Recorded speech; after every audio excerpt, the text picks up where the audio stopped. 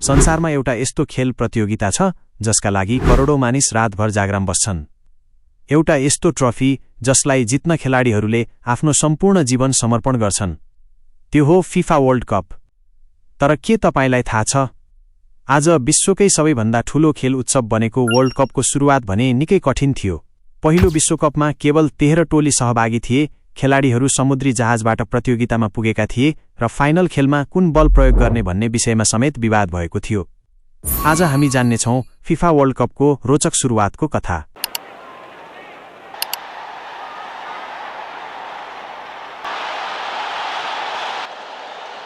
19औं शताब्दीको अन्त्यतिर फुटबल बेलायतबाट संसारभर फैलिन थालेको थियो, तर प्रत्येक देशले फरक नियममा खेल खेल्थे।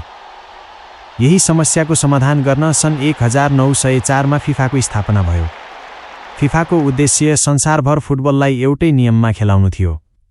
त्यतिबेला ओलम्पिक फुटबल सबैभन्दा ठूलो अन्तर्राष्ट्रिय प्रतियोगिता मानिन्थ्यो, तर ओलम्पिकमा केवल एमेच्योर खेलाडीहरूलाई मात्र अनुमति थियो।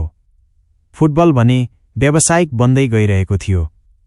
यसैले फिफाले आफ्नै विश्वस्तरीय प्रतियोगिता आयोजना गर्ने सोच बनायो। फिफाका अध्यक्ष जुल रिमे विश्वास गर्थे कि फुटबलले संसारलाई एकताबद्ध बनाउन सक्छ। उनको सपना थियो विश्वका उत्कृष्ट टोलीहरू एउटै प्रतियोगितामा प्रतिस्पर्धा गरून्। धेरै मानिसहरूले यो असम्भव भने, तर जुल रिमे आफ्नो योजनाबाट पछि हटेनन्। अन्ततः सन् 1928 मा फिफाले ऐतिहासिक निर्णय गर्यो। सन् 1930 मा पहिलो फिफा वर्ल्ड कप आयोजना हुने भयो। अब प्रश्न उठ्यो, पहिलो विश्वकप कहाँ आयोजना गर्ने? दक्षिण अमेरिकी देश उरुग्वेले सबैभन्दा आकर्षक प्रस्ताव प्रस्तुत गर्यो। उसले सहभागी टोलीहरूको यात्रा र बसोबास खर्च आफै बेहोर्ने घोषणा गर्यो। साथै नयाँ विशाल स्टेडियम निर्माण गर्ने वाचा पनि गर्यो। यसकारण फिफाले उरुग्वेलाई पहिलो विश्वकप आयोजक बनायो। युरोपबाट दक्षिण अमेरिका पुग्न 2 हप्ताभन्दा बढी समुद्री यात्रा गर्न पर्थ्यो। यही कारण धेरै युरोपेली देशहरूले प्रतियोगितामा भाग लिन अस्वीकार गरे। अन्ततः केवल 13 टोली सहभागी भए।